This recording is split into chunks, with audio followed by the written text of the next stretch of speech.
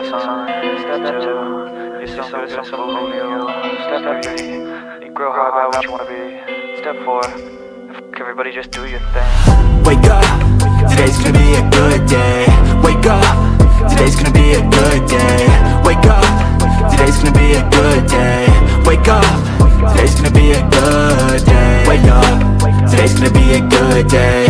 Wake up, today's gonna be a good day. Wake up, today's gonna be a good day. Wake up, today's gonna be a good day. Yo, set your affirmations, aspirations. I got shit to do, the aftermath of preparation. Good food, good mood, blood in circulation. One step at a time, yeah, that's how you make it. Set a goal you control and the steps you take them. I try to pick one thought, have some concentration. And if I make a mistake, it's called education. I try to do this every day, call it replication. Wake up, today's gonna be a good day. Wake up, today's gonna be a good day. Wake up, today's gonna be a good day. Wake up, today's gonna be a good day. Wake up, today's gonna be a good day. Wake up, today's gonna be a good day. Wake up, today's gonna be a good day. Wake up, today's gonna be a good day. So life ain't easy, yo, I think there's a reason though. Ups and downs, just like every different season, yo. Sometimes I'm high, other times I'm barely breathing, though. I always gotta fight and hide from the demons, yo. Negative thoughts are poison, they rot. Head full of flies, so here come the clouds. They'll never stop unless I can swap all the bad for the good in my head when I'm lost. Yeah, so I'ma fake it till I make it.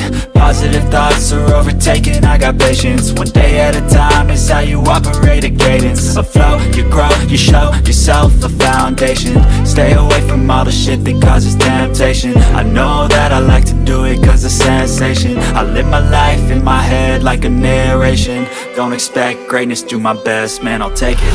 Wake up, today's gonna be a good day. Wake up, today's gonna be a good day. Wake up, today's gonna be a good day. Wake up, today's gonna be a good day. Wake up, today's gonna be a good day. Wake up, today's gonna be a good day. Wake up, today's gonna be a good day. Wake up, today's gonna be a good day. Wake up, really gon' rise with the sun. Step 2, get some good, some oatmeal.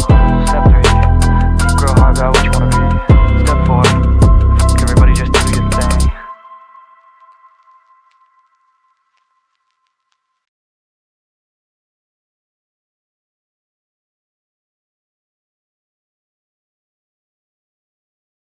Unmute. Good morning, everybody.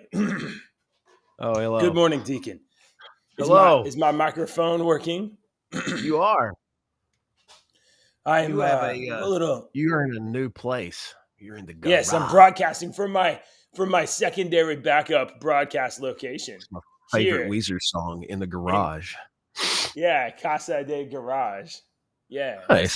This is my garage. I got family in town. In town, and the last thing, and by last thing I mean I didn't think of it until 15 minutes ago. Was, hey, where am I going to do this show? If I got people in my house, I got people sleeping in my living room. I got people asleep in my house. My wife is like, hey, stupid, it's Labor Day. I'm not getting out of bed. Go somewhere else. And I was like, that's a fair point. I'm going to get out of here. Go back to sleep, wife. Yeah.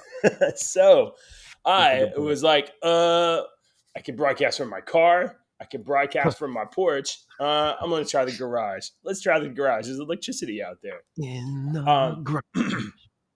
And what's up? And one of our listeners up in the corner for you over there, for everybody else, I don't know where it is, but one of our listeners is my brother, and my brother's in the other room. He's right over there. I was like, you can go be on the show. And then I was like, how are you going to hear? You want to use my earbud? And he was like, no, I don't want to do that. It's like my brother. He sounds like my brother. Is that your only sibling? Yes, it is my only sibling. Younger or older? He's younger than me. I'm the older brother. So I am too. I have one. Yeah, he always got into trouble, and I always got away with everything. That was opposite for me.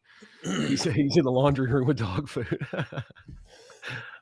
Yeah. So yeah, no, I was the older brother. brother that never got away with anything. I always got in trouble. My brother Logan got away with everything. Oh well, I don't know about. I feel like he probably didn't get away with as much as I did. Okay, so let me ask I you don't this know. He question. may have different opinion. Let me ask you this question that I've had, that I've thought about. Like I've philosophized about this actually a little bit, and you are a perfect example. You're a perfect study. Oh, maybe. So we both are about the same age. We grew up with I'd say. these certain movies from the 80s, the late 70s, and throughout the 80s, that a lot Yeah. of them portrayed big brothers, the older brothers, as the asshole. Do you remember? I mean, I can Yeah. remember weird First science. movie that comes to mind is like Lost Boys. Did that happen in Lost Boys? Did he have an Yeah, older Lost brother? Boys. His older brother was Yeah. kind of a dick, I think. But Weird Science was the one that always came to mind because Bill Paxton played the older brother, Chet. Yes. And Oh my God, Chet. He was such a prick, man. And I decided in my head, I guess when I was younger, when I had a little brother, that I was not going to be that older brother. I wanted to be the cool older brother. I wanted to be the older brother that my younger brother's friends would be like, "Oh no, dude, Andy's cool. Let's go. Logan's brother's cool." So did you ever did that, or were you trying to be the prick? That never, sad to say, that never occurred to me. Never once. No, I was never always even trying to be once. the cool guy. It never even occurred to me to be like, wow, these older brothers in movies are terrible. I never put that together. Like, hey, stupid, you're also terrible. What do you mean? I'm great. That's funny. Never occurred Josh to me. Brolin, yeah, the older brother, yeah, Josh Brolin from the Goonies, Brand. Yeah, he was kind of a prick through that whole movie. I can't get the things to come up. All right, the news stories. Yeah, so I didn't have that many pre-sorted, so I thought maybe we'd have to pick some on the fly. But there's a few. Overlays off. That's why. Oh, you mean the little pop-up things? Yeah, it's still not popping up for me. Block spam. All right, let's see. I'm going to start loading up the stories for this morning. I am sure that you got some stuff to talk about. Let me tell you, I have been on the couch and in the spare bed all week. Like this. Okay, I tested for COVID twice. Ashley tested twice. The kids went to the little fast-paced medical place and got tested. All of us were negative every time. Ashley said that she was positive at one point and was perpetuating a fib that she ended up telling me because of her sister. Her sister is. Why are we doing this? What's happened here? Oh, I don't know. Oh, you did chat overlay. I've never got that thing to work. Sorry. I've tried that a couple times and it never puts their messages up. Okay, so Ashley, what's up with Ashley? Oh no, she told us that she had tested positive for COVID, and I was under the impression for a couple of days that she was positive for COVID, but it was all just a fib in order to get around her sister. Her sister is one of these people that is an unbelievable hypochondriac, and if you have it, then she has it 10 times worse. So Ashley was very, very sick and couldn't get out of bed, and she knew that her and her sister worked together, and she knew that if she told her that she had it worked. It ended up working. But Ashley told us that she had COVID for 3 days, and we believe she had COVID. So we really didn't. We were told that it was a pretty nasty upper respiratory infection virus type thing that was going around. And the kids recovered pretty quickly, but this hit me worse than anything's hit me in about 20 years. Ashley and I were talking about it last night, and I said, can you remember the last time that I took 4 days off of work in a row like that? And she was like, I don't think you've ever done that in your entire 30-year career. So yeah, it laid me down, man. I felt like crap. And I think a lot of it was I was so nauseated the first couple of days that I did not eat any food for 2 days. Like I couldn't keep anything down and no food. You probably weren't drinking enough either, right? I was trying to drink some Gatorade, some zero sugar Gatorade and stuff, but no, I wasn't keeping a lot of it down. When I was expelling it, it was like stomach acid, and which is not nice if you've ever done that before. Yeah, right. It burns too, it's nasty taste. And So I finally was able, like that third day, to keep some food down, and I took a shower, and it was reinvigorating. And I realized real quick, I was like, oh, this is why I'm feeling like shit, is because I haven't eaten in 2 days. So I was trying to keep as much as I could eat as possible. But Well, I'm glad you're better. You sound better. thank you.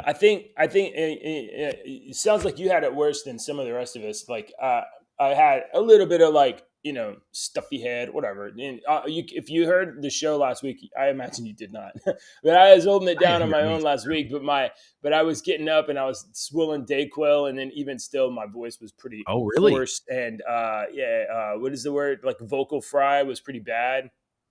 Oh, I didn't know. No, Yeah, yeah. So I was bad, bad. I usually don't. yeah.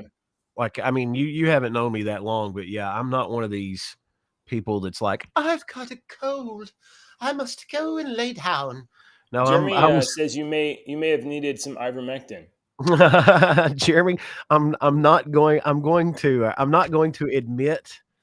I don't know how my brain, I've said that one word twice, so my words aren't Are coming out any of right. your friends vets? That's my first question. Well, I'm going to say that I may or may have not looked into that. I was like, okay, the co-op is right up the road. I'm thinking about messaging this guy and asking him how much he took. It's honestly, I saw a little. I really thought about that. So it was bad. We were glad you're back. I'm glad you're back. This is Labor Day. This is September 5th, 2022. It's Labor Day, and you are currently laboring at your radio station. But I'm taking the day off. Aside from utilizing the JJW secondary facilities for broadcast. But this weekend was my oldest daughter's birthday, so we celebrated both their birthdays this week. So she is my oldest daughter is now technically, officially, for real, not a joke, 5 years old. Oh, 5. 5, a whole hang. So I feel like it's a milestone, a little milestone. She's in kindergarten. She's turned 5, and we are. So we had a big party. We had family come in from all over, and we That's had a awesome. big party. We rented out a gymnasium, including inside of the gymnasium, we had an inflatable bounce castle obstacle course thing. Yeah. And those are designed for children, not 40-something-year-old men. So I have a minor injury. Well, So that's of my own doing. most It's certainly does. Monday. Let's start everybody's week off right, and let's talk about the news. Okay. You got any especially important stories? Or No. allow me to just let's just get some of the distasteful stuff out of the way first, Okay. and then we have a couple of fun stories, and then I believe you have. I think we are going to have a little segment about D and Deacon. Yeah. Okay. Yeah, I had a huge So. conversation with some friends about this over the weekend. So this story, I'm gonna have to refresh this because I already know that this figure is low, but I'm gonna go with this one because this is from a couple of days ago. Share. So while you were gone, Deacon, and even while you were here, the story of illegal immigration keeps coming up in the news. Mostly because there's inadequate resources at the southern border to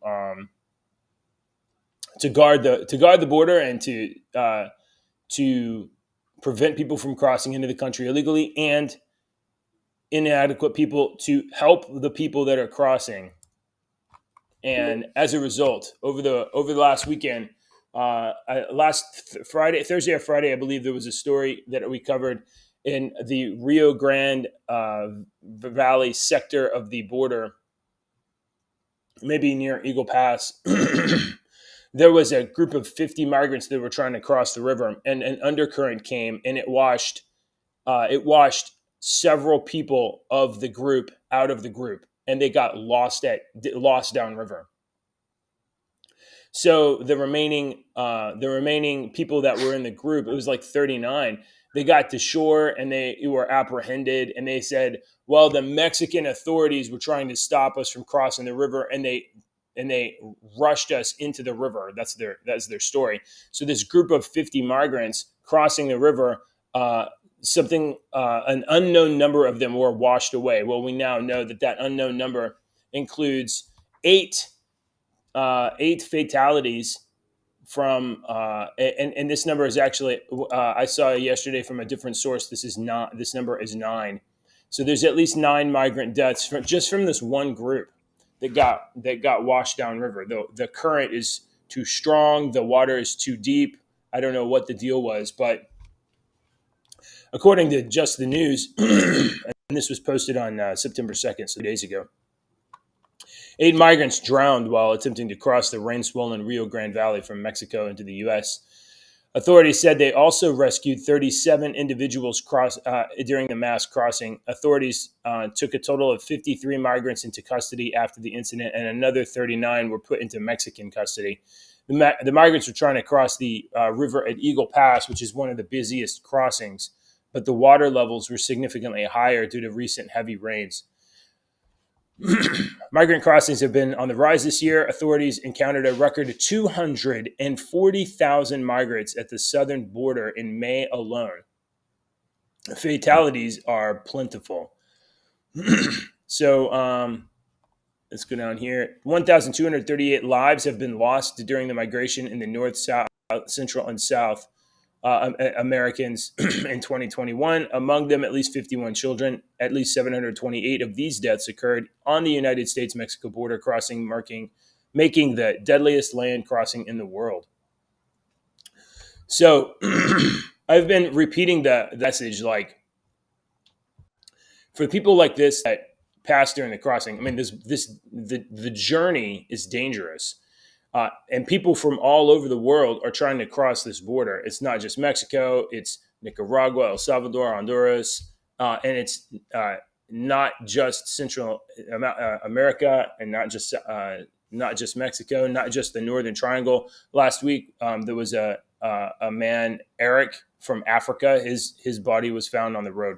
So this is a dangerous and perilous journey.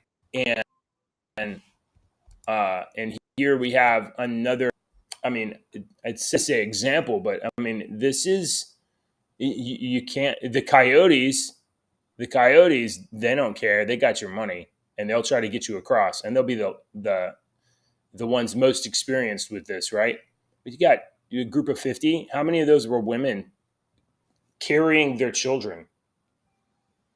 Yeah. And how many of them were 14-year-old boy just trying to, escape to America and try to scratch out a life of some kind? You kind of want to tell them, I mean, how bad is it in Mexico when they're trying to get to freaking America?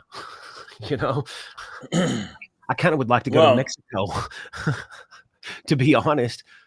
I mean, Mexico is a country that can receive refugees, and the way it's supposed to be, because they claim like political asylum or asylum of some kind. When you flee from a country oppressing you in some way, I don't know, you into a country that can accept refugees. I understand. It's pretty nasty down there with gangs and all that mess. Yeah, I understand how that goes, and I understand why people would want to come over here to America. I was just making a little joke, but and it's I feel like I don't know. I don't know. I don't know how to feel about this because it's so far away from me. I don't feel like I'm feeling the repercussions of this. It's sad that these people died. I'm sorry that they died, but it seems to me like this is one of those things that would happen all the time with people. Yeah, I mean, it seems like the obvious course of events that you would anticipate. Yeah. So, I don't know. I would. I don't really have an answer for this, other than obviously the U.S. government should be routinely and regularly sending the message, don't do this, it's dangerous. And instead, we're sending the message of, would you like come on over, you can vote. Yeah, come on over, you can vote. I mean, this this course of events is the direct result of American foreign policy, American border sovereignty policy. It's exactly what it is. The numbers are clear. This is many times worse than it was under the Trump administration, and many times worse than it was historically. So bad mojo, and we're not going to be able to stop covering stories like this. But I mean, 8-9 people just get whoosh down the river. That's pretty nasty. It's pretty bad. Yeah. Not and you can't even really make a joke of it. So it's sad. No, I mean, some of the it is sad. These people are really trying to come over to better themselves. Absolutely. You know? Absolutely. Yeah. All right. So that's kind of a bummer. Yeah, And Jeremy's right. Jeremy says if I can get the thing to go away, it won't show up for some reason. It says I think most of us have a jaded feeling about this, and the government takes advantage of that feeling. And I think he's right. We do kind of have a jaded feeling, and I think the jaded feeling comes from what has been fed to us. Of course, it comes from what has been fed to us in the news about this shit for about 30 or 40 years now. You know, we've heard all this stuff, and we've just become jaded to it. And I hate it, and I wish the best and whatnot, but it's just kind of maybe that's my feeling. Maybe that's I'm just calloused. Yeah. I hate that. I don't want to be that way, but time, evolution. Yeah. So let's see. That's yours. Let's talk about Deacon. You know what? I'm sad to say, I'm embarrassed to be frank. I'm embarrassed. I have never once, and I'm going to own this. I've never respected you enough to ask you to your face what your pronouns are, sir. And I apologize. You for that. Son of a bitch! I know. I just realized that too. I know. It's like it's camera's off. He's gone. It's like my privilege got in front of me or something, and I was blinded, and you were existing in a blind spot, sir. So I am glad you asked. My pronouns are and okay. Please pronounce them correctly or don't pronounce them at all. Check this out from justthenews.com. A Kansas teacher who was suspended over refusing to use preferred pronouns has been awarded $95,000 in a lawsuit. The court found the school violated the teacher's First Amendment rights. Exactly. A former Kansas middle school teacher who was suspended for not using a student's preferred name and pronouns received $95,000 in a settlement, according to her attorneys. Pamela Richard taught math at Fort Riley Middle School, located about an hour outside of Topeka, Kansas. In April 2021, she was formally reprimanded and suspended for 3 days after she used a biologically female student's, that should be biological female student's legal name rather than the preferred first name, according to the lawsuit filed by the conservative legal group Alliance Defending Freedom. The school counselor, referring to the student as she, informed Richard about the student's new preferred name. A classmate later told Ricard, I'm misreading that. Ricard, that the student wanted to go by he, him. However, the student never directly asked Ricard to use an alternate name or pronouns, the case stated. Ricard, a Christian who has taught the district since 2005, asked for a religious accommodation from the school board, arguing that her sincere religious belief is that God created two sexes, male and female, and that any policy requiring her to refer to a student or something other than their biological sex violates her religious beliefs. Her suspension notice noted that she had violated 11 board policies, included bullying and violating the school's student diversity and inclusion policy. At the time, teachers were not required to refer to students by the preferred pronouns and names, but months later, the district's Board of Education approved a policy requiring staff to address students as they prefer. The board also denied her religious accommodation request, the Hill reported. Alliance Defending Freedom announced on Wednesday that Fort Riley Middle School officials agreed to pay $95,000 in damages and the attorney's fees for violating Ricard's First Amendment rights.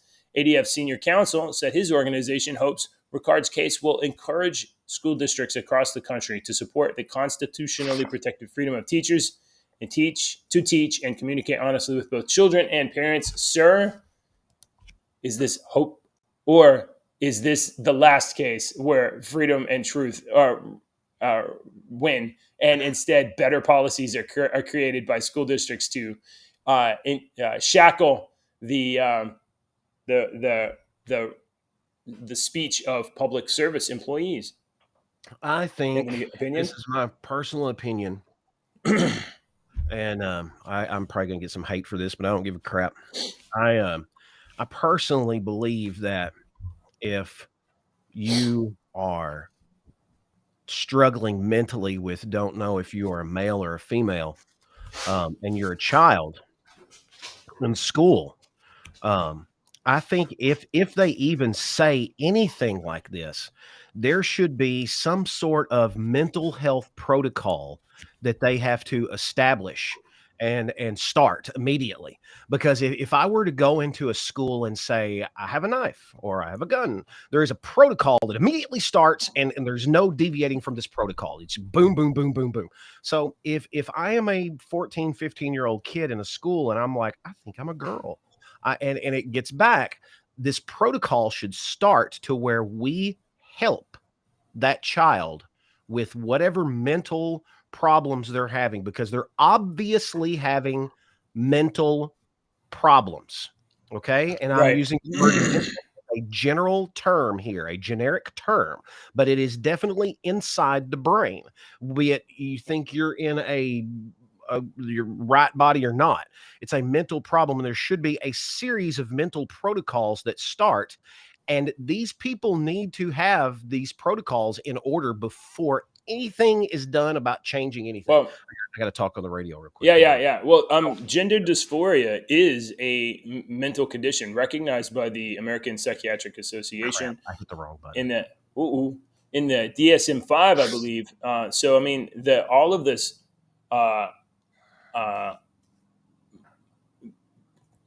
queer theory, gender identification, choosing your, maybe you don't know this. I figured this out last week. It's LGBTQIA plus 2S. It turns out the 2S is for two spirit, which is if you're like non-binary, but you're also like Native American or something like that. So, yeah, right.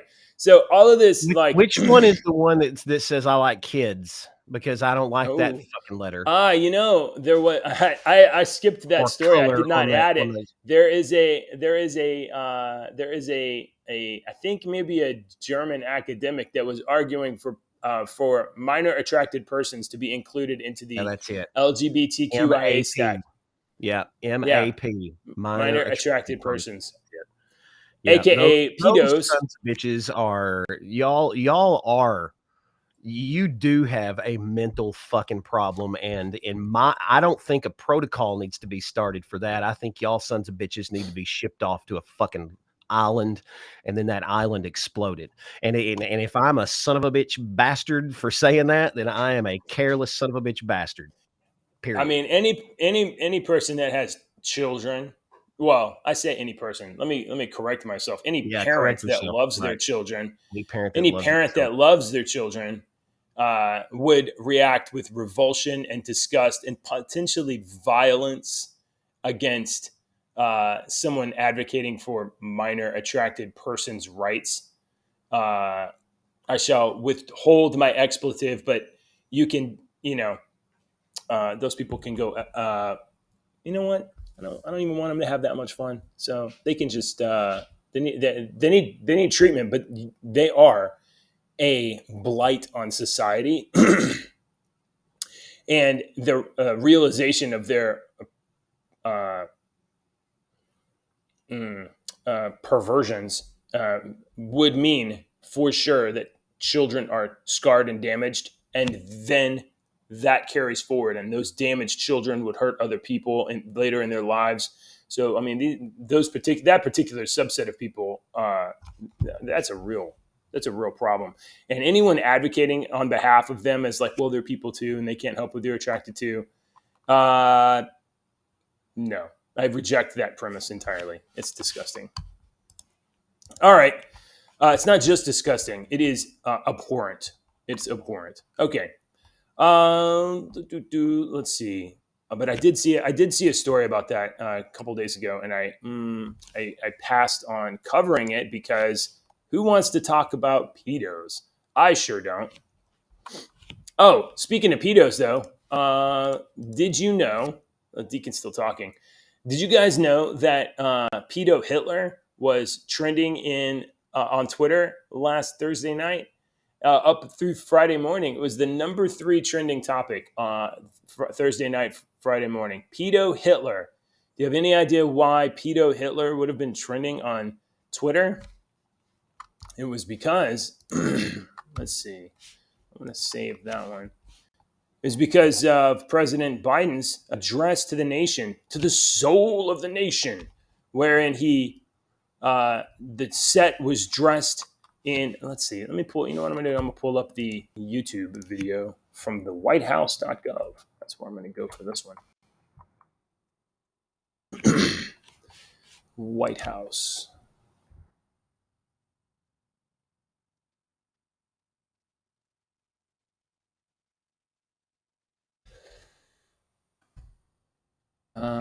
Right.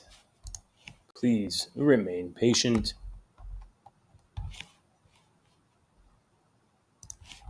I feel like they're trying to bury this. Yeah, this is it here.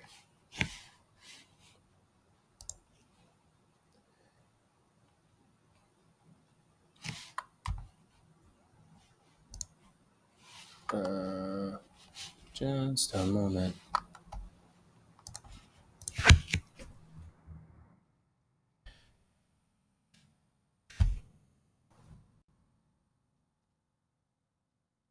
JJ, you're taking too long. You're not able to thematically tie these elements together, sir. Yeah, it's true. It's taking too long. I mean, he's on the air still. So, here we go. And here we go. Pedo Hitler was trending on Twitter. And this is the imagery. You would think, oh my God, that's photoshopped, right? No, that's not photoshopped. That is how the White House dressed the set of the Philadelphia Philadelphia speech that he gave on the soul of the nation, basically demonizing Republicans. The President of the United States, shadowed by United States Marines, dressed the set in black at night. So they dressed it with red lighting. It was blue lighting on the sides, but obviously you could take this picture and just the center line. Okay, and it looks like an image directly out of like V for Vendetta. But this you're muted. What does that mean? Oh, who's muted? Adolf Sniffler. Here, let me see your phone. Yeah, here. You have to hold it up real close. Get it real close. Where's the camera? Yeah, Adolf Sniffler. Yeah. So this was trending last week. Did you happen to watch the address from the president to the American people?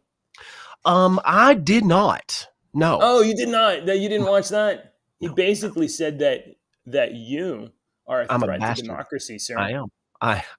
He's right. You and 73,999,000 other Americans that hold. At least I don't take a shower with my daughter. Oh, boom! Ashley Biden diaries. Send out the FBI. Cover your ass. It's the ball's in your court now, Biden. So I actually I downloaded Ashley Biden's diary. So that thing's published. I haven't gone through it yet. I'm not sure if I want to cover it on the show, but I want to know. Yeah. So the term pedo Hitler, the Hitler part of it, obviously, originating with this striking imagery of Americanism and basically it looks like Nazi propaganda. Now wait a minute. You SOB. You've Uh, got an edited picture of Mr. Biden there. You've got an edited picture because right here on the edges it turns blue. And you just got the red to make him look like a Nazi. Yeah. You did that on Yeah, purpose. the photo was cropped. There is blue on the edges. I admitted that, but this looks very, very bad. But people were saying that's what people were Reddit saying that and this them was are not saying. legitimate. They were saying like this is. I'm going to move this up here. I think it'll be a little bit better. People were saying like, oh, that's not real. That's not real. No. And then the video would be shown, and like, oh no, this is like straight up. This is how it was broadcast. CBS claims their cameras were failing somewhat, and during the speech, the camera hue shifted from "Murder Your Children" red to a pink hue. So they were caught out. They were caught out with that color transition on the air, but they said that they had failing camera equipment from the CBS. Right. That's because cameras. somebody sitting in the damn booth was like, "Hey, John, that really looks evil." Is exactly what happened. Yeah. There was a technician that got hired for the gig. He was like, "Hey, man, the president's coming in. Let's do this thing." And then while he was watching, he was like, "This dude is saying that the entire country should come after me and my cousin and my brother, not my mom. My mom votes Democrat, but the rest of my family, a lot of my family votes Republican. Apparently, we're threatening them. I don't believe in the Constitution." I saw somebody on Twitter say, "You know what? I'm pretty sure that 4 out of 5 Republicans can not only tell you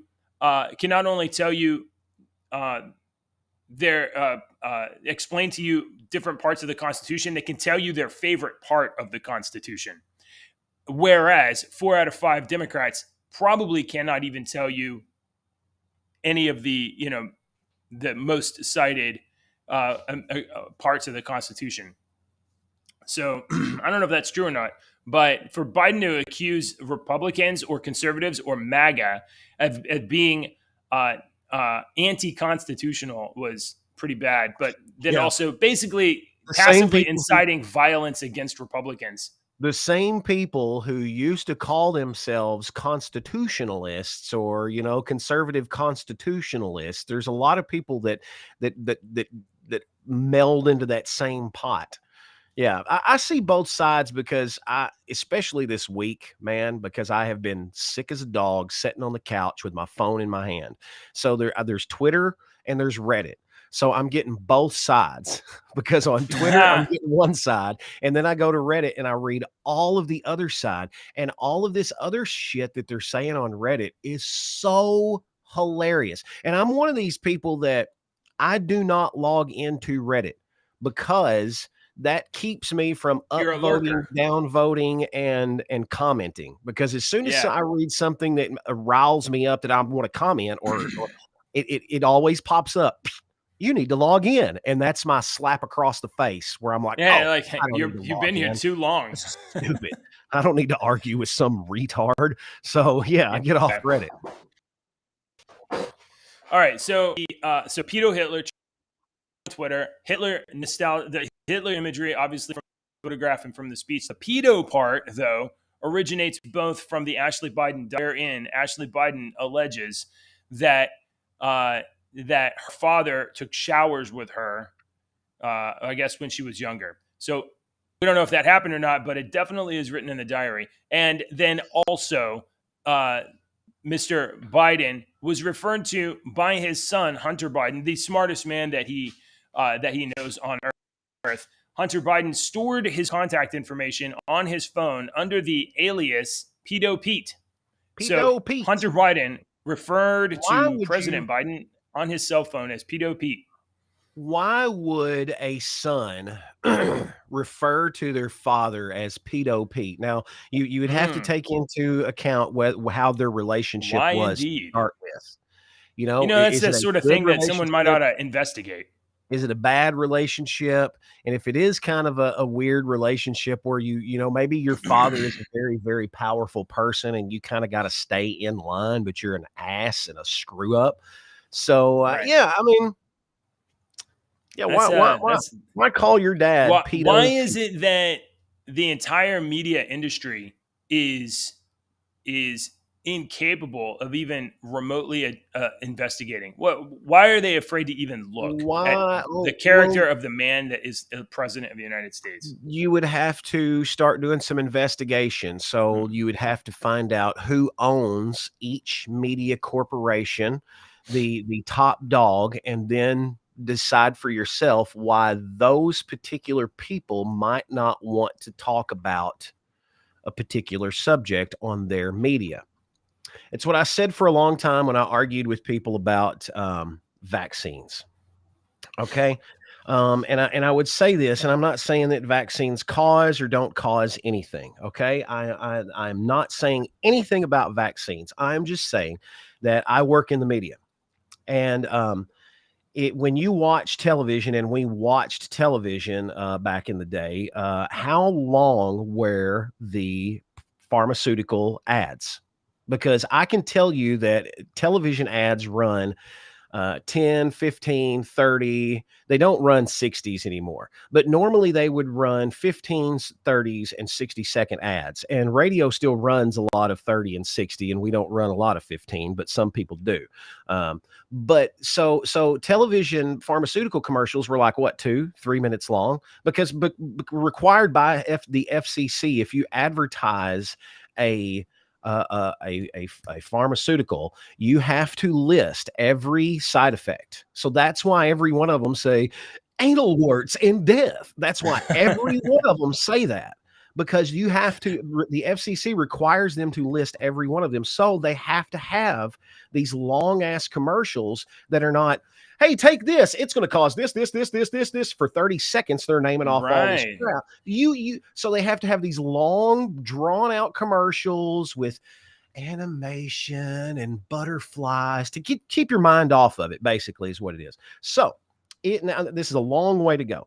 So I'm the pharmaceutical company. I'm buying all this freaking time to air these commercials, and it's costing me a shit ton of money. So you on the JJW Media Network, I am paying $10 million a year just to advertise my pharmaceutical companies. And the JJW Network has a defamatory story that is fixing to come out all across America about a pharmaceutical that I sell, that I market, be it a vaccine, be it a freaking my freaking insulin or anything like that, diabetes, anything. But you have a story that is going to be very defamatory against me and my product. Why in the shit would I keep paying you $10 million a year when you're talking shit about me all the time in your news? So what am I going to do? Hey, man, don't read the story. You read the story, you have your guys on the air read the story, and you do this crap, and I will find somewhere else to advertise my money or to advertise my stuff. I will do it, period. So if you want to keep your money, you scratch my back, I'll scratch yours. That's why these people, when they would say, on the news, it said the news, that fuck the news. Fuck the news. Use your brain. Do vaccines cause autism? No. Do they help it along? Probably. Probably. And we were told it wasn't for years. And we're being told it's not for years. And in 50 fucking years, it's going to come out and they're going to be like, oh, well, it did. And we tell them no. And we paid a fine and big deal and whoop-de-doo. And it's no big deal. And America's going to forget about it because there's going to be 3 generations from now. Because that's how they do it. Because how many people give 2 shits about Agent Orange right now? How many people give 2 shits about Agent Orange? And 30 years ago, see how many people gave a shit about Agent Orange. And the government lied for years. And they said, no, we didn't drop this. And no, we didn't drop this. No, absolutely not. And you talk to all these veterans, including my uncle, that was like it rained from the sky on me. You know, my uncle died of like 9, 10 different cancers. I had another uncle that died like 3 different cancers. He was in country, had Agent Orange. And so, and they lied to these veterans for years and years and years. And they lie enough to where those numbers go way, way down. And then they say, oh yeah, we did. We're sorry. And we'll pay you some money. And we'll give you a little money. And we're sorry. And they do that because it's 3 generations later. So in 50 years, they're going to come out and say, oh, well, yeah, this shit probably caused some bad stuff. But, we don't know. It's like what I just said, and you're not going to like this either, JJ. JJ disappeared. Did he leave?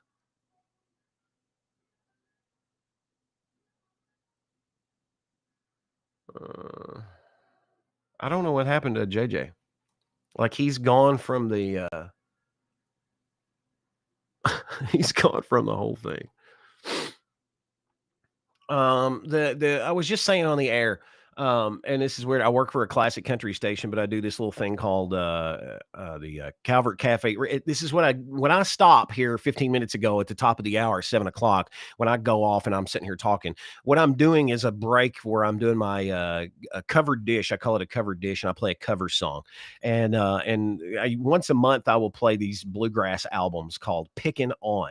And if you'll look up Pickin' On series, you will find a ton of these bluegrass albums that are different rock and pop, and they're actually, so a lot of them are really, really good, and they're from all different kinds of bluegrass people. And the one this week that I'm featuring, I've featured before, but it's the Foo Fighters, because of the Foo Fighters tribute concert over the weekend, and I have Paramount Plus, and I didn't even watch it because I'm an idiot. And but I was playing some bluegrass Foo Fighters, which is actually really good. Which you think, what? No, it's actually really good. And if you like bluegrass, and that's what I was saying on the air. I was reading all this weekend. They're talking about Taylor Hawkins, the drummer for the Foo Fighters that died. Taylor Hawkins. I'm a big drummer. I've been drummed for 40 years. My brother's drummed for 40 years. We're a drumming family. There's JJ. And and Taylor Hawkins and them, he died. He mysteriously died, and they will not say how he died. They initially said drugs and whatnot, and that was corrected real quick. They're like, he didn't die of drugs, and some people still believe that crap, but he did not die of drugs. And now they will not say, and it was died of unknown causes. Man, he just had a fucking booster before they went down to Mexico or South America. Before they played, before he's supposed to play that concert, they just got their boosters. Yeah, I'm not saying anything, but unknown causes, and all these people are dying from unknown causes, and I'm just saying, man. I mean, I don't. When people give me crap, they'll give me a look when they'll say, "Are you vaccinated?" I'll be like, "No, I'm not. It's my choice. I didn't want some unknown bullshit in my body. I just didn't." So hey Deacon. So sorry, it looks like I'm having some internet issues. I'm gonna have to go reboot the modem just to see if it'll wake up. But I'm currently on a hotspot. So if you can hold it down for just a couple minutes, I'm gonna step out. I'll address this. Kick my. I will. Go ahead. I'm going to address what Math King just said. Vaccines and autism is the most bullshit thing. I'm going to scream. Math King, let me tell you something. I lived with an autistic child for about 10 years, okay? And I've seen in 10 years from like 3 to 12, okay? And I have witnessed a lot of things. A lot of things, okay? A lot of things. And I am not a stupid person. I like to observe. I like to philosophize. I like to pinpoint. And from what I have gathered, okay, I'm just pointing out something to you along with the freaking shit that I said a minute ago about the media. Okay, I'm going to point out something else to you. If me and you have a pharmaceutical company and we make vaccines, okay, that's our job. That's how we make our money. All right. And we've got an order for 1 million vaccines coming up next week. Our scientists are telling me this shit can't live that long.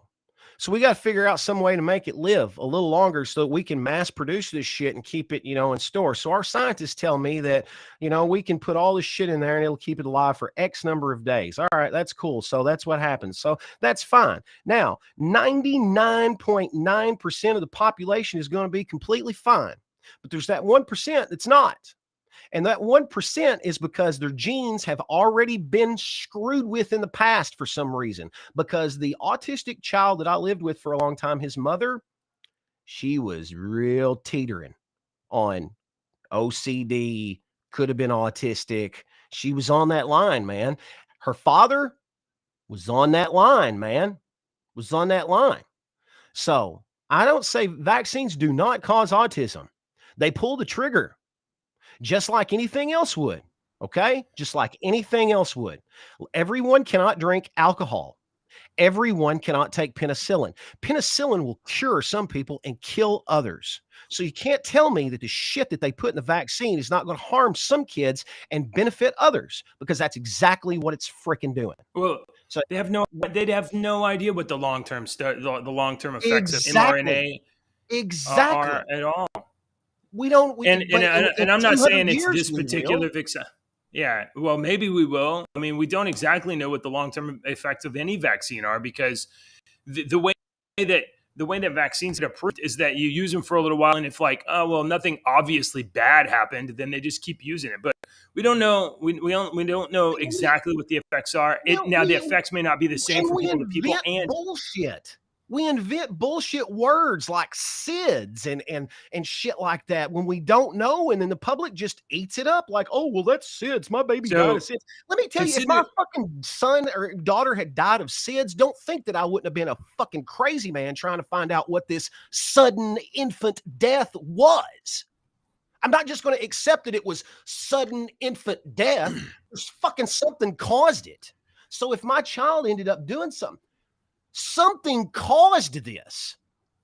Okay? It might have been a fucking carrot that we ate, but something, and I want to know what the bottom of it was. I want to know what it was.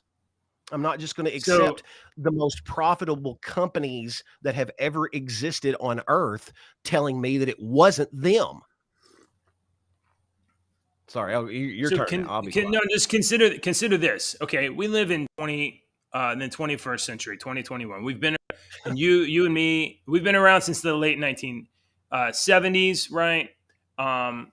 Some of our audience have been around significantly less long time than that, but even our parents and our grandparents, they lived in this essentially modern world, and that modern world went from being a place where you didn't have refrigeration.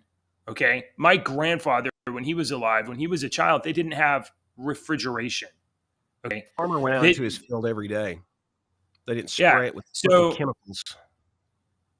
Yes. And then plastics were invented, and it's super convenient because you're able to containerize things and make all kinds of tools. But our foods are wrapped in plastic, sealed in plastic chemicals. We don't even know the effects of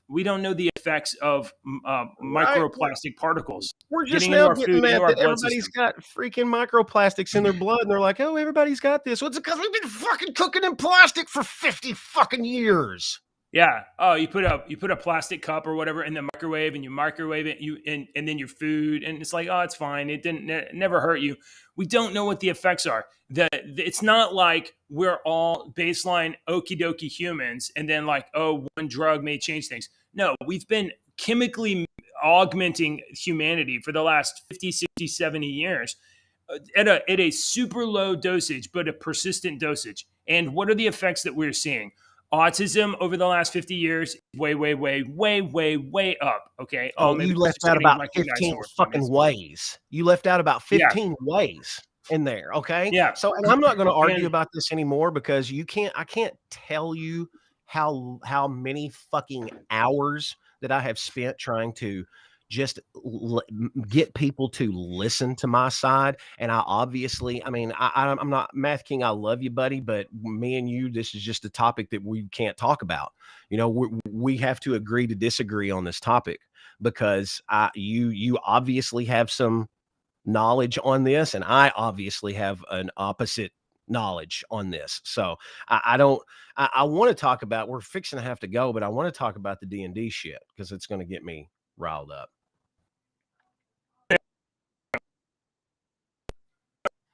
Plastics in our foods may be leaving trace providing synthetic hormone inhibitors, and then our children, as they go through puberty and maturity, hormone inhibitors halt their development or slow the development, and now over the last 10 or 15 years, we have this way increase in gender dysphoria and all of this stuff. It could be caused by chemicals. It's not the kid's fault. It's all of our fault for allowing this stuff. All right, so let's get off of that. So sorry about that's a that. And subject I I'm gonna always know I'm I'm gonna in the minority on. I don't care though. I'm going to stand up for yeah, what I think is right. I'm not just going to be you like, should. no, you know what, I you're mean, right. I believe what I believe, and I'm all not a right, dumbass. I'm not an idiot. we're gonna change topics. I saw Deacon whilst deathly ill last week. I saw him on Twitter tweeting stuff, and I was like, oh, "What's going on?" Deacon's on Twitter. He must be feeling a little bit better. He said, "You know what? I'll address this on Monday morning on Your Two Dads with JJW," wherein I took it upon myself to interrupt his thread and shill the show. Oh, that fun show we do on Monday through Friday, 6:30 in the morning at youtube.com/JJW. Yeah, let's talk Dungeons and Dragons and Deacon. What is going on with you and Dungeons and Dragons, Deacon, wherein they said, we failed our adventurers and we are truly sorry. Our statement on a Hadozi. You're kidding me, right? What's going on with this statement with the So Hadozi? so there's this in Dungeons and Dragons, there's all these different types of worlds that you can play in, you know. So there's there's like Forgotten Realms and Dragonlance and Ravenloft, and there was Greyhawk, and back in the day there was even Aliquatum, which was like a Middle Eastern setting. There were Oriental Adventures, which was an Asian theme setting, and then they have one called Spelljammer, and Spelljammer were supposed to be D&D in space, is what it was supposed to be.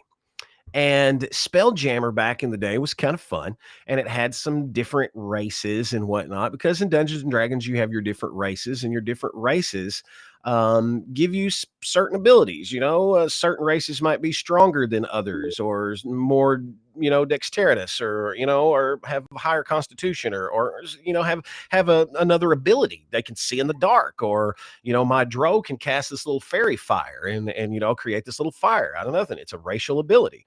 So whoa, I don't know what that was. So one of the races that they had came out with in the 80s was Spelljammer. In the 70s, 80s was Spelljammer, was the Hadazi, or the Hadazi. And it was this race of monkey type creatures that were altered by this wizard.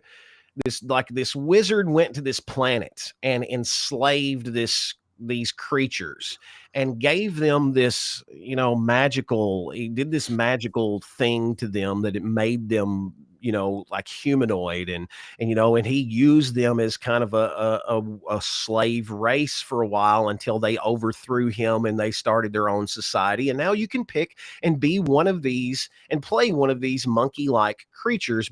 And they're a little weird because if you will, you're looking there, I don't know if they have a picture of them. I was looking for a photo, actually. Oh, here, let me see. Anyway, they have these membranes that come down that they're like gliders. So imagine like a monkey with flying squirrel glider membranes, and it's kind of, when I first saw them, I was like, oh, that's kind of a weird race. I could never see, but it's supposed to be in space and whatnot. So someone got all up in arms about monkey, slave, changed. And now D&D was like, oh, we're sorry. I mean, seriously, so they're an really analog for American African American slave history. At this point, I can't realize why anything is not a fucking analogy for African American slavery. I mean, I'm surprised now that some son of a bitch doesn't say you can't drink coffee because it's black, whitey. This is and I have a friend, a really good close high school friend that just tried to educate me all fucking weekend about how I'm wrong and I am white and I have lived in a white community. All that white privilege that you have, and that I'm looking at this from the wrong way. And then I tried to go and show him about 15 different comments from a Twitter thread where they're all going, I'm a black man and I had no clue. I'm a black guy and I didn't get this from this at all. So this just opens up there are a lot of new. So with Dungeons and Dragons 5th edition, it has opened up a lot of new players to Dungeons and Dragons. We had to fight for respect for years and years with Dungeons and Dragons because I can remember parents, telling us it was evil and we couldn't play it and stuff like that. I'm that old. All right. So watching, and us older guys have talked about this very topic before about how this 5th edition has gotten so many new younger kids interested in Dungeons and Dragons. It's really kind of invigorated it so much and it's kept it alive. And the show Stranger Things really just helped it unbelievably so much. So there's a lot of interest and whatnot in this, but there is also a lot of freaking people that don't understand that this is a goddamn fantasy world. Okay. And they're fantasy worlds that are built in our mind. It's your mind and my mind. So there's probably going to be towns that you go through in this fantasy world where they probably look down on other races, unless you just don't want to play that way. You want to play in a world where everybody's accepted and everybody has a good time and whatnot. And that's great. You can find 1 million of those games and good for you. And I hope you have a wonderful time playing your Dungeons and Dragons that way. But I don't like to play Dungeons and Dragons that way. I like to play in a realistic type setting. And in the 5-year mission that we've been running on right now, I play a half drow. My skin's purple. So there's been many freaking towns that I've gone into when I have been completely disrespected by the storyteller. The storyteller will not give me the same privileges, and I know for a fact that I'm going to be disrespected if I talk to some of these people, his characters, because that's how it is in this town. It's part of the game, and part of the game is, hey, this race might have been enslaved at one time, and so they're just apologizing for shit that shouldn't be apologized for. Just because you're offended doesn't mean that it's offensive. Okay? That's true. Well, we live in a culture that seeks and searches for every possible opportunity to be offended, because being offended puts you at the top of the stack. So yeah. So this is what made Tolkien great. He hated allegory. His stories may have been based on historical events, but they're not allegorical. There's no equivalence between fantasy races and real life. There was some with the orcs and I think he said that, wasn't it one time I thought he said that the orcs were supposed to be Chinese or of Oriental Asian. I don't remember. Maybe that's completely wrong. But I mean, even that, it's okay. I have my own world that I have been creating for years. And I mean, I could share with you my freaking OneNote right now, and you'd be like, holy shit. Because there's so much crap in it. You'd be like, what a nerd. But some of my races directly mimic things that happened to races in our world. I thought, man, that's a really what wouldn't it be a really interesting to have a race that they were almost wiped out by another race that hated them so much that they captured them and put them into camps and completely almost eradicated them to the point that they were so few that now they have grown to be, you could use any kind of story from real world. Just so these people, go ahead. Yeah. This race in the game has existed for 50 years with more or less these circumstances. And it's only now that they're okay.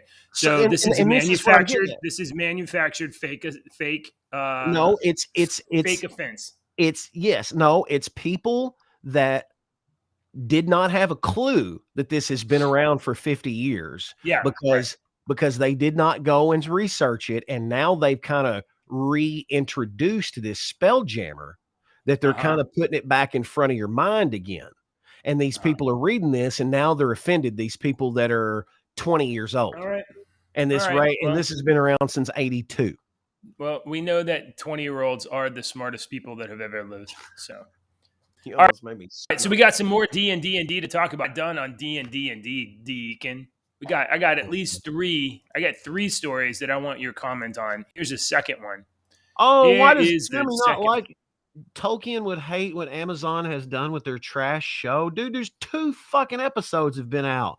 And I watched them both yesterday, and I thought that they were the grandest things ever. Oh, you liked it?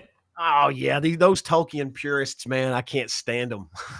I am totally indifferent to the Lord of the Rings, and the reason why I haven't covered it is because I would be like, like I barely know those are my anything about favorite. Lord of the Rings. No, So those like are my I would be favorite. like, Me and my there's a lot buddies of people that are very, very upset about the state of things and Yeah, how I know. basically, I know. the deal is that Amazon has the rights to the appendices. They can't cover the material of the Right, Lord of the but Rings there's trilogy. all They kinds can't of cover the stories material that of you the can Hobbit. They tell. cannot cover the material of the Silmarillion.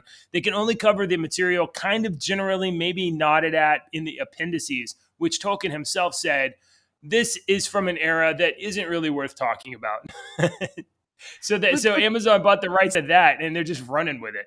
I mean, it's the same thing that George Lucas did. He told a freaking story, and then everybody was like, "Oh, I want to add on. I want to add on." Yeah. The only problem is Lucas and them took a more hands-on role, and these Tolkien people are like, "Nope, we're not going to do nothing with it anymore." Well, screw you, dude. I want new stories. The Tolkien estate is somewhat precious of their father and grandfathers. Jesus, y'all got money. Shut up. Let us enjoy it. I'll give you more let's money. Go back. Deacon, Dungeons and Dragons is getting a web cartoon. Dungeons and Dragons has had like 1 million web cartoons for 40 years. Okay, but There's this one very famous ones. This one is about a Drizzt. What's a Drizzt? Dritz. I used to call him Dritz. So a lot of people pronounce his name differently. It's a Drizzt Duerden or Dritz Duerden.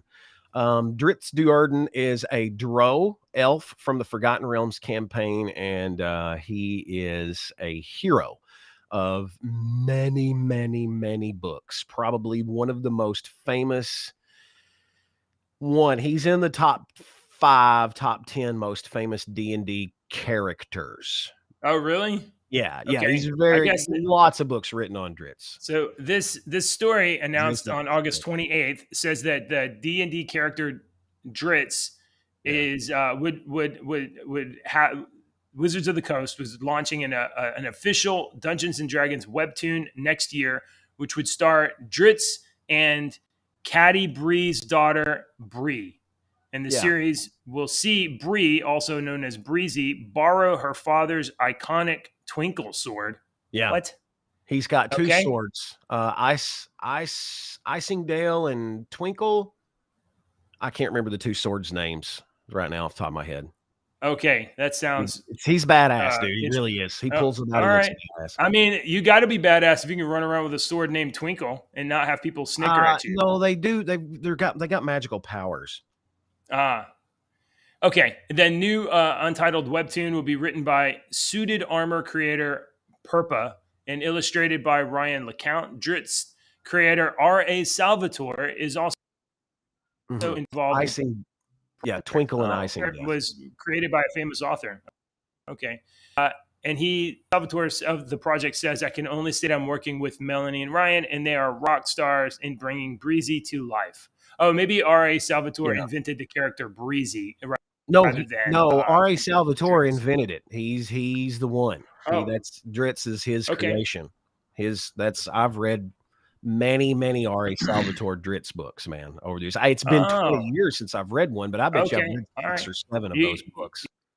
You can tell exactly how little I know about it. Oh, it's great. So if you like fantasy, and some people just don't like fantasy, they just don't like it, and that's completely fine. But if you like fantasy, those are grand. He comes from the Drow society is very matriarchal. They live underneath the ground. They have massive underground cities, and it's very, very. There's families that imagine mafia type families that are constantly at war with each other to see who can get power, and the families are very matriarchal. So the men are the lowest scum of the family. They're the lowest of the lot.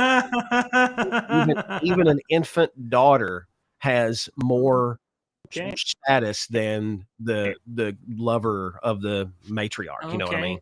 So it's prescient of the 2020 era of America. Okay, that's cool. Well, it's and you got to think that came out about 40 years ago as well, and those stories are about 40 years old as well, and so and then they're really good. They're wonderful. All right. All right. We got one more Dungeons and Dragons story, and this one this one seems to be a little bit like on the bubble in terms of whether you know about it or not. I don't know. What Jeremy says there, he says destroying the decades-long works of Tolkien is the same as turning Superman gay. Are you okay with the emasculation of male characters? I think you're going a little off on that. You're not destroying the decades-long work of Tolkien. You're not even touching those works. You're adding to it.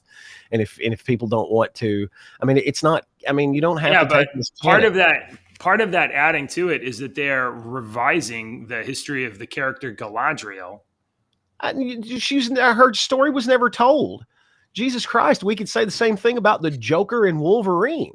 I would have been fine with. Don't get me wrong, I don't care, but some people do. Some people really care. I don't. He says, look at the damage Amazon did to the Wheel of Time brand. Many people refuse to read the books. Okay, of that I am pissed off. They effed up the Wheel of Time franchise. They've destroyed it before it could launch. Well, that's absolutely destroyed it. If they don't go ahead and film it and do whatever they were going to do because of the fucking, I mean, and that's the problem with goddamn fanboys these days. You get 2 fucking episodes, and it's all these fanboys get up there and go, I don't like it, and it sucks, and blah blah blah, and they're like, oh, we've got to stop making it now, and now we don't have the fucking rest of it because somebody bitched. You know, that's what pisses me off about it. But let me tell you what I was going to say. It says many people refuse to read the books because of the show, which is bastardized, ruined the franchise for them. I'm sorry, dude. Those people were not going to read the books to start with. That's a fucking huge commitment. All right. There's not a lot of people. It's like, I'm going to read these fucking 28 books, you know, or how many, 15? How many are there? 17? How many are there's? Are we talking Wheel of Time or we're talking Wheel of Time? There are 13 or 14 main books, and there's two novellas that occur in between it. That is very. I mean, like that is a. People would have read it anyway. I would have never read the Wheel of Time, even though I've had friends try to get me to do it for 25 years now. I would have never read it, and those are my types of books. So I have to disagree with that. The show did not ruin it for me. If anything, the show would make me want to read the fucking books. Honestly, the show would make me want to read the books because I would be like, ooh, what the hell happened here? I've honestly thought about reading the freaking House of whatever books, but I just think that old George Martin is an idiot.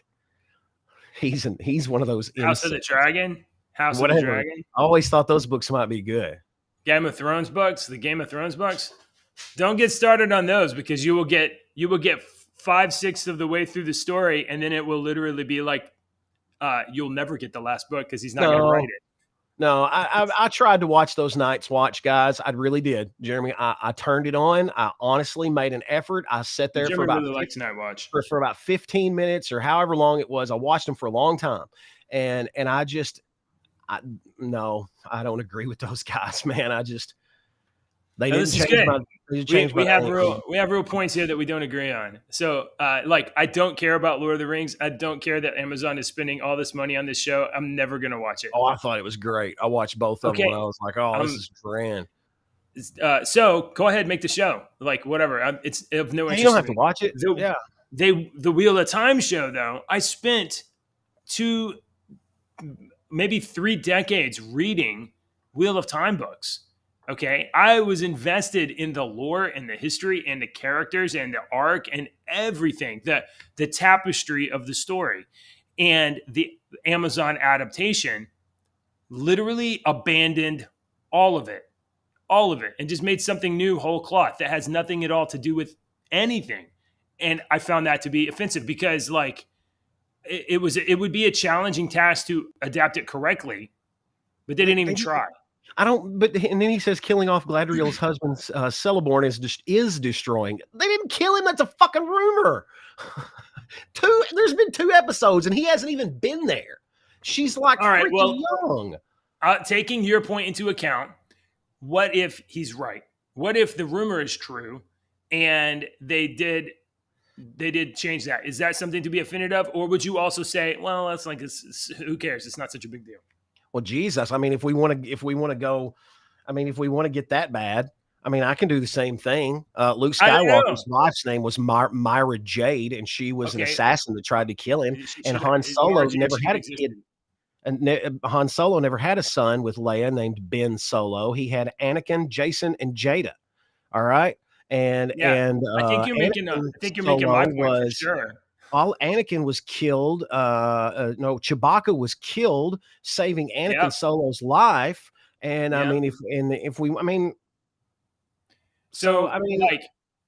how do you feel about Star Wars, the sequel trilogy? Do you think the sequel trilogy bastardized the lore? Would you have rather have had what you knew of the current, what they currently called Legends, or what do they call it now? Legacy? Legends. Yeah, Legends. Yeah, and Legends. See, let me point out something. This is another thing that he says she claims he's dead. He could be in prison or something. Okay, there we go. Once again, guessing the fucking story with all these. I'm not saying you are, Jeremy, but all these people are guessing the story. Just like what happened in fucking Obi-Wan Kenobi, when they stabbed the Grand Inquisitor and the Grand Inquisitor killed over, and the internet went nuts by saying, how is he dead? Y'all screwed up the story. He died in the cartoons. Y'all screwed up the story. See what happens? And they bitched for 2 weeks until freaking Disney had to go, maybe he comes back, dumbasses. Shut up and watch. Watch the story. Maybe he returns at the end. So if anything, I mean, the common thread of all of these things that I could say is that, like, adapting or creating prequel stories that take place prior to the current history, it almost never works out very well. No. So the prequel Star Wars movies, like, I never needed to see the origins of Darth Vader. Darth Vader was like a badass when I was a child. I didn't need to see him being a whiny punk kid that, eventually gets turned into a cyborg. And that wasn't a story I needed to see. It didn't change anything of the badass stuff that did exist. I hear my kids upstairs. Same thing probably with this Amazon Lord of the Rings series, right? The people that know The Hobbit and know the Lord of the Rings don't need to go back like 2,000 years or whatever, however long it is. Uh-oh. I don't know. And how the story goes, it's not going to change the fact that the Lord of the Rings was the Lord of the Rings and the Hobbit was the Hobbit, and those were like epic, right? There's nothing you're going to add to it that's going to change the foundation of the original stories. So where can this go that's interesting? Well, I don't know. I mean, I don't know. I mean, if it can get other people interested in something that they wouldn't have been interested in before, if you've got somebody that's never watched Lord of the Rings, I'm one of these people that, like, once a year, I will watch all 3 of the extended editions. If I don't watch the almost 4 hours once a year. Oh yeah, dude. I've watched of the Lord of the Rings. You will watch once a year. You watch the whole series once a year. 2 weeks ago, I watched all 3 extended editions of The Hobbits, and I just watched Fellowship of the Ring yesterday. It was like 3 hours. I have not seen the Lord of the Rings movies. I watched them once in the theater when they came out, and I have never seen the Hobbit movies. Okay, well, I'm not there. Okay, so the extended editions are the ones that you've seen in the movie theaters that were 2.5 hours long. Yeah. The extended editions have all the extra scenes added in them, and it adds over an hour to every movie. So there's I haven't seen the edited versions that you see. I haven't seen that version in so long that if I watched that version now, I would be like, where the hell is this scene? And where the hell is this scene? And where the hell is this scene? Because there's so much crap that they cut out. That's a big 13, 14 hour long event that I like to do. And I mean, I love them. I can't do that. I'm not going to sit down and read the fucking book. For the first 10 Marvel movies, I would go back every time the Marvel movie came out. I would watch all the ones that led up to it for about 10. And then after that, I was like, I can't do this. This is too much. There's like maybe a handful that I've seen a couple of times. But it's such an investment. Okay. Yeah, all right. I love the Lord of the Rings. I love the Hobbit. I love those stories. Let's cover this last thing, and then I'm going to go get my kids. Okay? Dungeons and Dragons, Wizards of the Coast announced. Oh. I want to know what this. Tell me about this. Wizards of the Coast formally announced its plans for the future of the D&D with the launch of 1D&D. 1D&D is a 3-prong initiative to support Dungeons and Dragons players, providing them with a digital outlet for the game.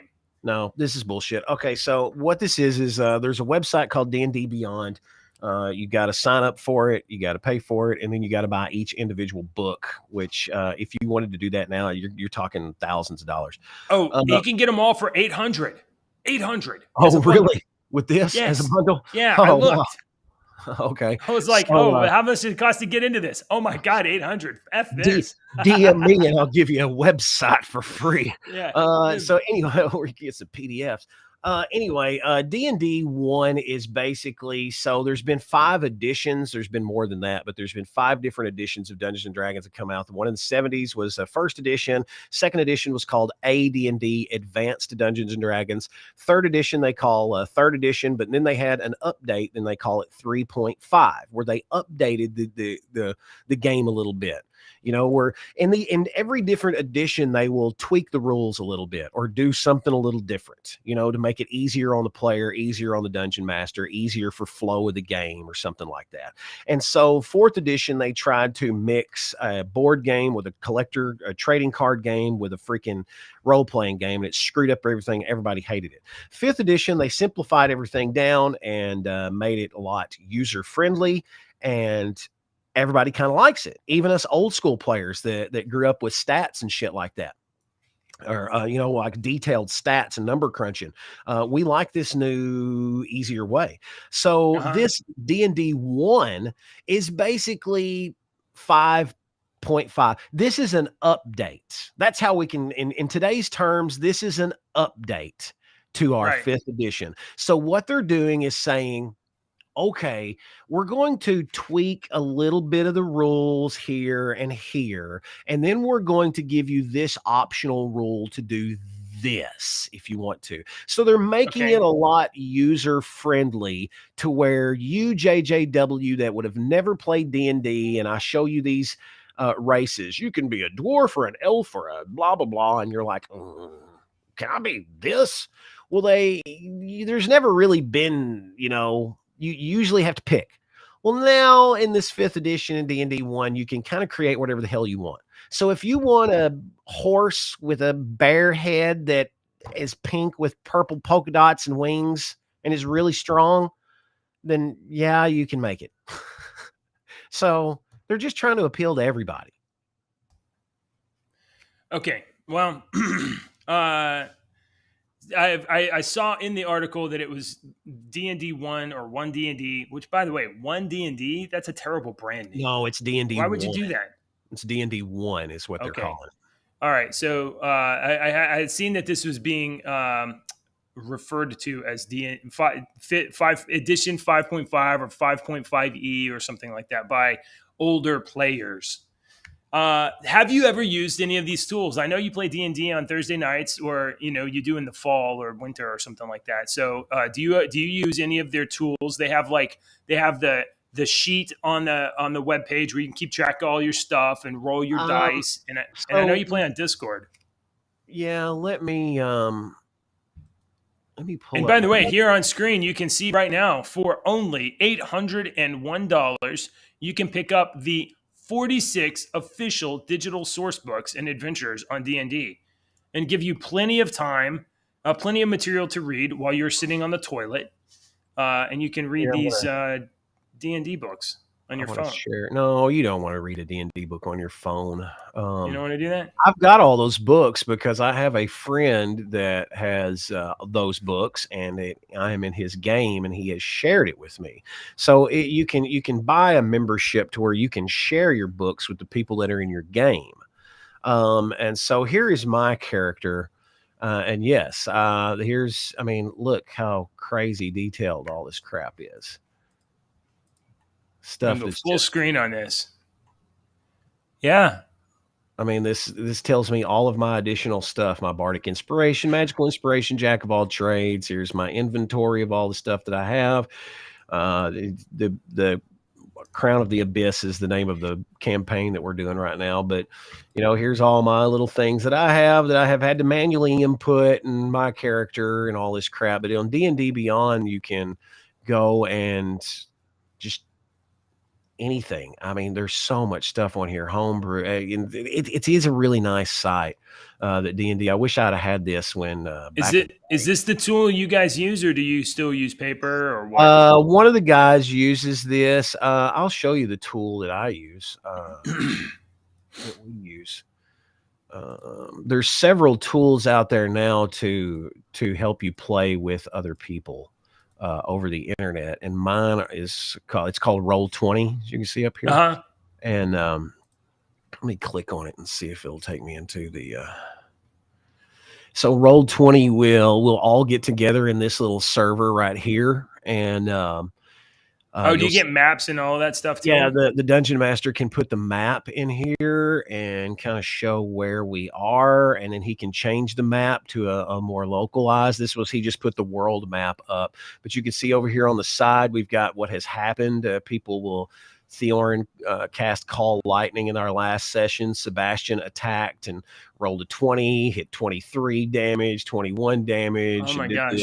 And so okay, but it's keeping that because you have to pick out the things you're doing on the webpage, right? So rather than just say it, you're picking it out. Well, I've got another sheet over here. That's what I was going to show you. This is actually my character Sorn. It's my character's name, Sorn. This is his over here.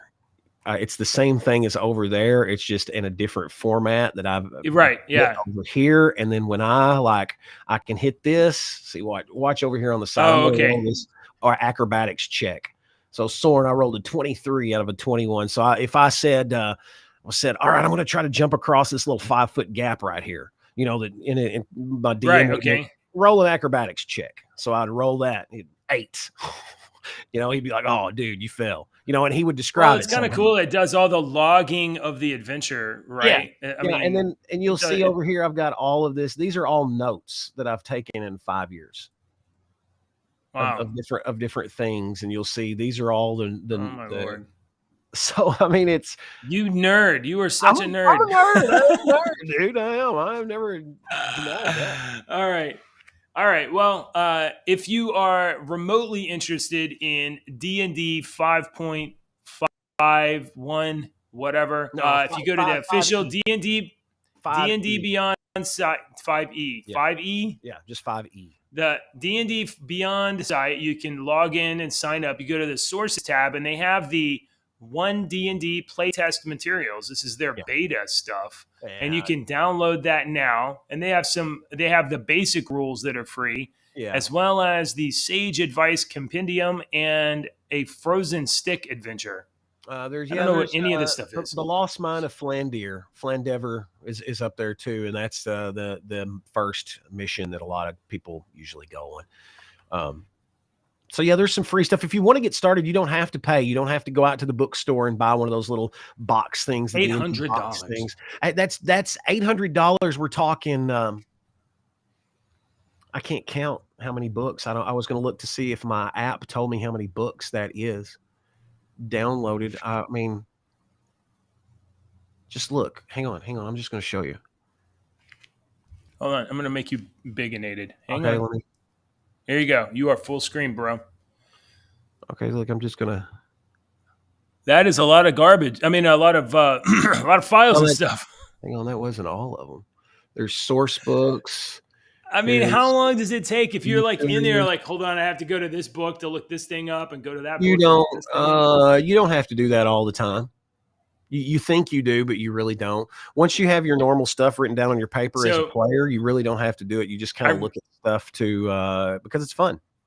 I really think sometimes I'd be like, maybe I should get Deacon to let me play a game sometime. But I know how this will go. I can predict it right now. I'll be like, this is interesting. Okay, I'll try. And I'll make the character and I'll get started and I'll sit in and I'll be like, I don't understand what's going on. And in about maybe 45 minutes into it, I'll be like, I can't do this. I've wasted your time. And I can't commit to this. This is too much. It's too hard. I know. So, and I have said I've never played. I bet this current mission that I'm working on for the kids, I'm running here. I'm going to show you this real quick. I'm going to share my screen. All right.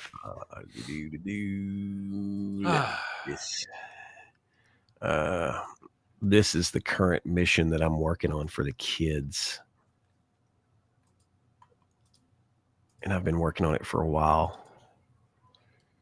And I was thinking about adapting Dungeons and Dragons, but I'm going to just dismiss with all the races altogether. It'd just be one race, and instead of in fantasy, it would take place in like on a boat, and we could just start adapting it to be a new series. Total, it will just dispense with all the history stuff altogether. Just forget about it. We could do that. We could choose your own adventure type.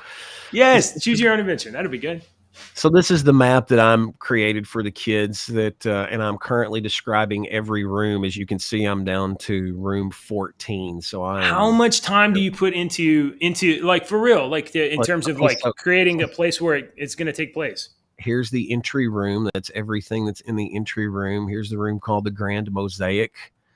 Here's one of the fight rooms, the Ritual of Conflagration. Oh my goodness. So here's what they see when they go into the room. And then, any step into the room will summon the Fire Guardian. After defeating the Guardian, the door to the south will open in room 5. So here's the Fire Guardian. There's a picture I can show of him. Here's all of his stats that I can use. And I've kind of created these like video game bosses to kind of make them a little bit cooler for the kids. So you have a big experience, yes. A big encounter. Yeah. So when they get him down to under 66% health, he's going to have a special action that he does, 33-10, and they all I've done that with every one of them. When they get down to a certain like the Tempest, there's that one. When they get down to a certain, there they are, Whirlwind Dash, Cold Front. So I'm working on this, the Ritual of Deluge, which is the water. This is so much investment in doing something for your kids. I think it's cool. I just want my freaking kids to have fun, man. This is all I'm doing. This is all I created. All this, the thought peeler. I typed all this into a little thing and made it. So and then here's the oubliette of the Balgathria, and I made up that word. That's the bad guy. It means outside God. So yeah, there you go. That's how big of a nerd I am. Let's go. Oh, JJ's talking to somebody. Yeah, so my brother's here. He might wander in the camera. I don't know. We'll see if he's right there. Yeah. What's up, dude? Y'all look alike. He's both the audience and in the show. Yeah. It's weird. It's meta. All right. Well, that's all I really got to talk about this. I was going to talk about FBI agent Timothy DeBalt, but I bet we can talk about that tomorrow since that guy was running interference on behalf of the Biden crime family. And, I'm sure it'll give us something to talk about tomorrow.